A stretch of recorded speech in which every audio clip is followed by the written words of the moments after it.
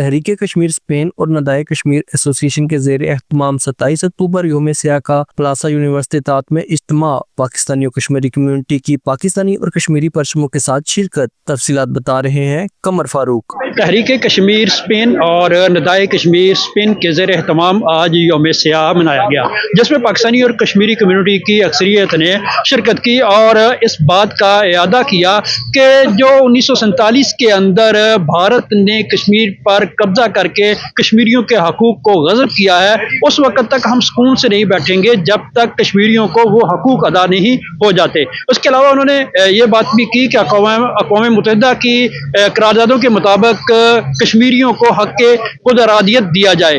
مقررین کا یہ کہنا تھا کہ اگر بھارت کشمیریوں کو حق خود ارادیت کا موقع دیتا ہے تو بھارت کے ساتھ وہی کچھ ہوگا جو پاکستان نے مئی کے اندر بھارت کے ساتھ کیا۔ صرف 4 گھنٹے لگے اور بھارت گھٹنے ٹیکنے پر آ گیا۔ اسی طرح کشمیریوں کو جب یہ موقع ملے گا تو بھارت 4 گھنٹے کیا 3 گھنٹے کے اندر ہی اپنے گھٹنے ٹیکنے پر آ جائے گا۔ تمام مقررین نے اس بات کا اعادہ کیا اور کہا کہ تمام کشمیری جو ظلم و ستم برداشت کر رہے ہیں وہ آپ لوگوں کی طرف دیکھ رہے ہیں کہ آپ لوگ ہمارے لیے آواز اٹھائیں کہ پورے یورپ کے اندر جس طرح غزہ میں ہونے والے مظالم کے خلاف انسانیت اٹھی، اسی طرح کشمیر میں ہونے والے مظالم کے خلاف بھی انسانیت کو آواز بلند کرنا چاہیے۔ قمر فاروق، بارسلونا، اسپین۔